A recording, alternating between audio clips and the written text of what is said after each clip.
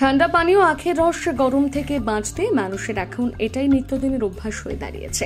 জরুরি কাজ ছাড়া সাধারণ মানুষ বেরোচ্ছে না। ঠান্ডা পানীয়ের দোকানে এবং আখের রস, ফলের জুস এইসব দোকানে ভিড় করছে সাধারণ মানুষ। বলছেন এই গরম থেকে বাঁচতে একটু স্বস্তি পেতে আখের রস বা ঠান্ডা পানীয় খাচ্ছেন। সাধারণ মানুষ বলছে ইসলামপুর শহরে বিগত 5 বছরে এত গরম অনুভব হয়নি। গরম পড়লে স্বভাবত ইসলামপুর শহরে বৃষ্টি নেমে আসতো, সেই বৃষ্টির দেখা এবারে আর নেই।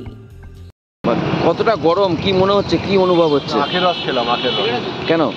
ঠান্ডা আখের রস খেলাম। এখন তো খুব তৃষ্ণা পাচ্ছে গরমের জন্য, জল খেতে হবে।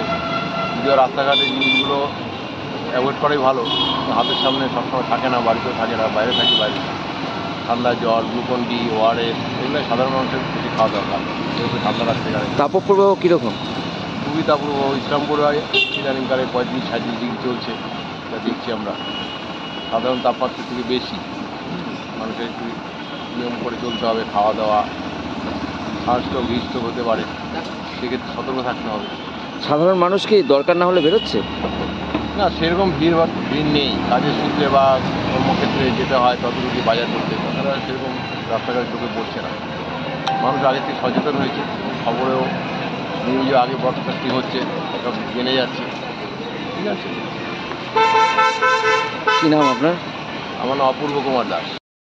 এই যে এত গরম পড়েছে, তো আইসক্রিম বা ঠান্ডা পানীয়র দিকে মানুষ কতটা ঝুঁকছে কি মনে হয় আপনার? ব্যাপক পরিমাণে মানুষ এই ঠান্ডা পানীয় এবং আইসক্রিমের দিকে ঝুঁকছে।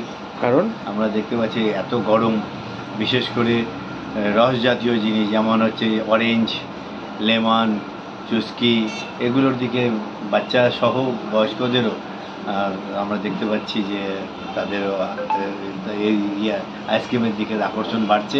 পাশাপাশি ফ্যামিলি প্যাক নেওয়ার ক্ষেত্রে বেশি ভূমিকা লক্ষ্য করা যাচ্ছে, যে বাড়ির কেউ একজন এসে গোটা পরিবারের জন্য নিয়ে যাচ্ছেন ফ্যামিলি প্যাক, সে যে দামই হোক না কেন, দাম কোনো বিষয় নয়, ফ্যামিলি প্যাক থাকলেই হলো নিয়ে চলে যাচ্ছে, এবং ফ্যামিলি প্যাকের বিক্রি সবচেয়ে বেশি।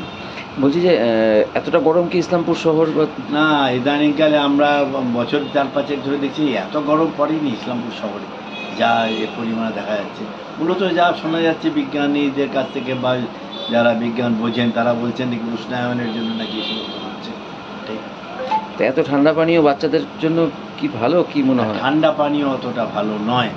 আমরা এখন বাচ্চারাও চায়, অভিভাবকরাও সঙ্গে আসেন, তারাও যখন চায় দিতে হয়, কিন্তু আমার মনে হয় বাচ্চাদের বাড়িতে ওয়ারিস খাওয়ানোটা সবচেয়ে বেশি ভালো। আপনার নাম? সোমনাথ মজুমদার।